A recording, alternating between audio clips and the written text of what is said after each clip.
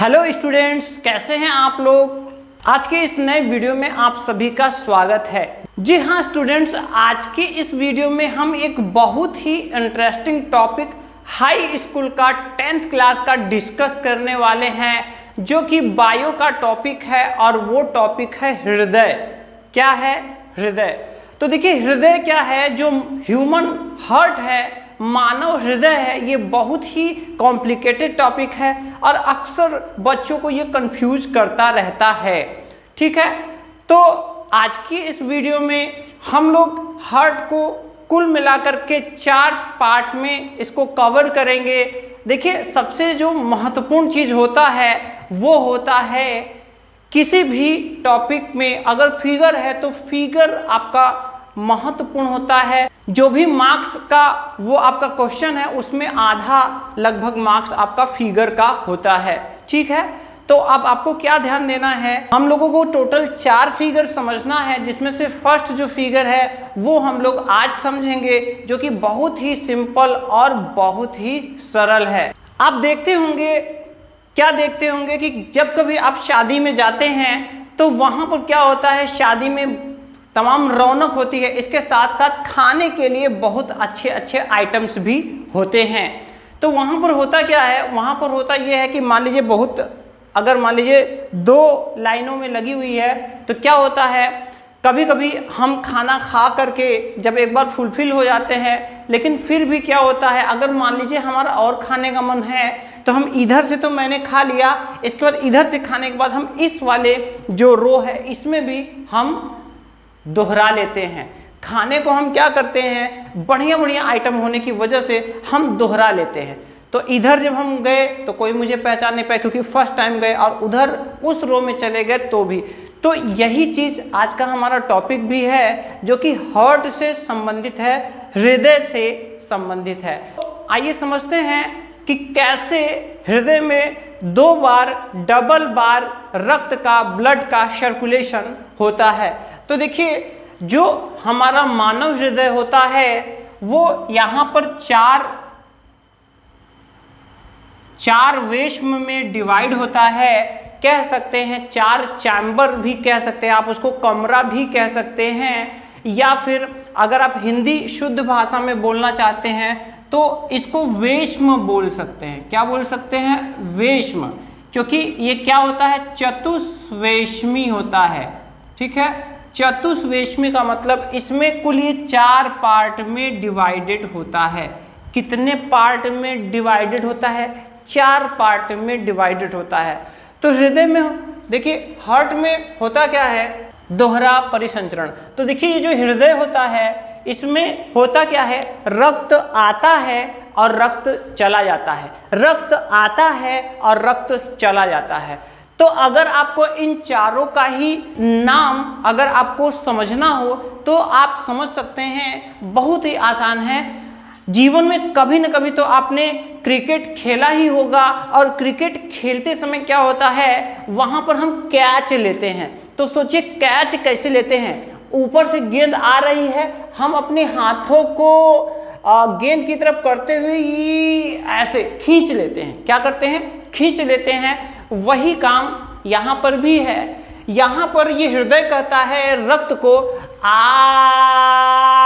ले ले, तो आ ले ले मतलब वो रक्त को लेता है, तो रक्त को लेता है, तो यहाँ पर ये हो जाएगा आलिंद। ये क्या हो जाएगा?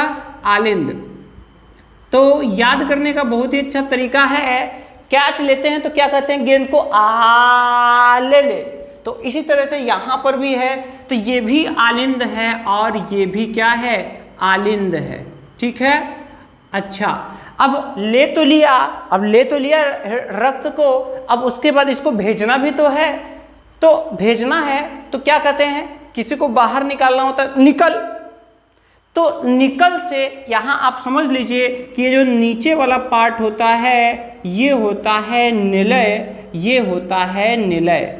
ठीक है, कोई डाउट्स नहीं है। अब देखिए डाउट यहाँ पर आता है कि अक्सर स्टूडेंट लोग ये कंफ्यूजन हो जाते हैं कि इसमें से बायां कौन है और दायां कौन है।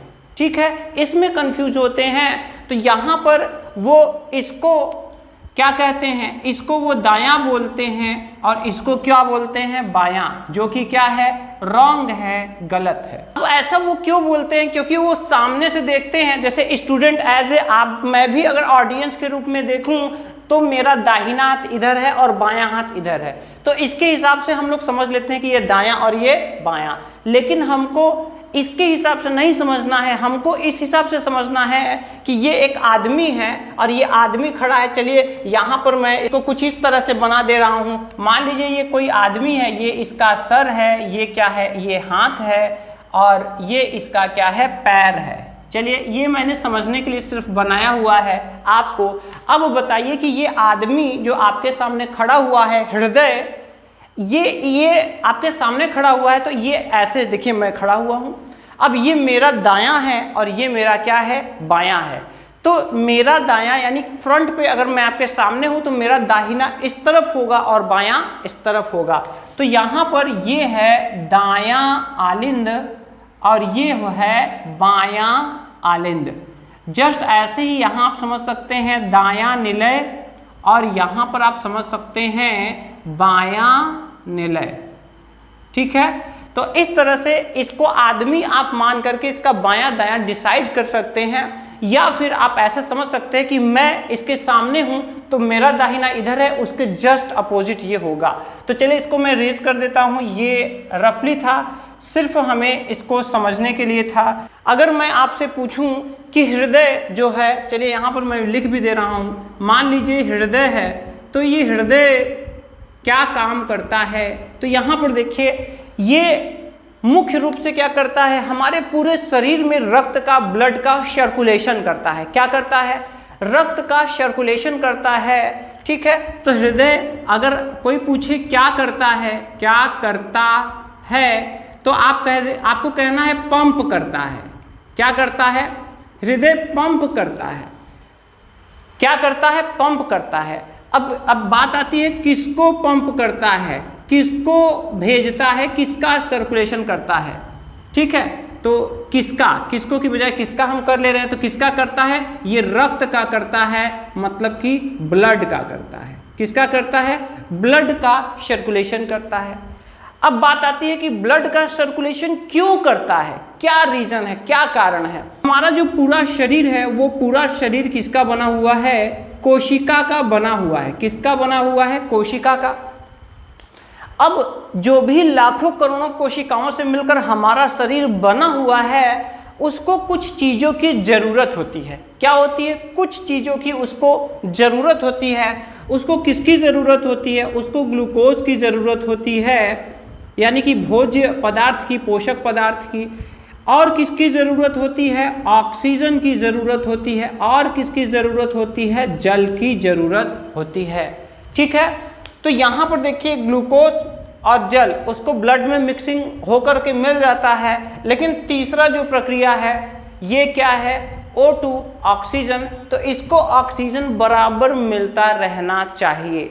ठीक है, अब ये बनाता क्या क्या है, इसको लेकर ये क्या क्या बनाता है, ये बनाता है ऊर्जा, और O2 लेता है तो बनाता है उत्पाद के रूप में, अपशिष्ट के रूप में CO2, और यहाँ पर ये बनाता है जल। ठीक है, तो यहाँ पर आप समझिए कुल मिलाकर के 3 चीज़ें इसको दिया गया और इसने 3 चीज़ों को बना दिया। ठीक है, तो अब देखिए हर कोशिका को हमेशा से ही O2 की ज़रूरत होगी और O2 की ज़रूरत होगी, और O2 लेकर ये क्या निकालेगा, CO2 निकालेगा। यानी O2 इसको देना है हमेशा लगातार, और ये क्या निकालेगा, CO2 निकालेगा। ठीक है, तो ये प्रक्रिया के लिए ही रक्त को हृदय हमारे पूरे शरीर में पंप करता रहता है। तो रक्त O2 को ले जाता है, कोशिका को देता है, वहाँ से कार्बन डाइऑक्साइड को लेता है और वापस आ जाता है। अगर यहाँ पर बात करें तो देखिए ध्यान दीजिएगा, यहाँ पर शरीर से मतलब कि कोशिका से, भाई शरीर है कोशिका से मिलकर बना है, तो अगर शरीर का बात किया जाएगा तो आप समझिएगा कि शरीर की कोशिकाओं से। अब देखिए शरीर से हमारा रक्त आ रहा है, तो अब बताइए शरीर से जब रक्त आ रहा है तो मतलब क्या लेकर आ रहा है भाई, कोशिका से अगर आ रहा है वापस तो क्या ला रहा है, CO2। और जब ये CO2 ला रहा है तो ये कैसा रक्त है, अशुद्ध रुधिर है। ये अशुद्ध रक्त है, अशुद्ध रुधिर है, ठीक है। अब ये देखिए यहीं पर ये 4 भागों में मान लीजिए डिवाइड हो चुका है इस तरह से। तो अब देखिए यहाँ पर ये लाया, अब ये लाया, ठीक है। तो कहाँ लाया, दायां आलिंद में लाया। कहाँ लाया, दायां आलिंद में।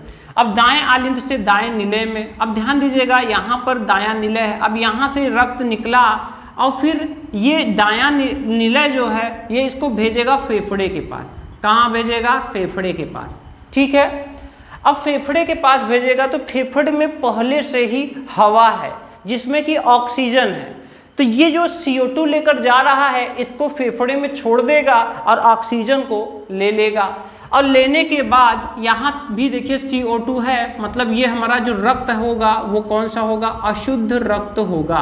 अब यहाँ फेफड़े से ये गया और फेफड़े से अब यहाँ O2 आ चुका है, मतलब ये हमारा शुद्ध रक्त हो चुका है। तो अब ये कहाँ आएगा, अब ये आएगा कहाँ पर, ये आएगा बाएं आलिंद में। कहाँ आएगा, बाएं आलिंद में आएगा।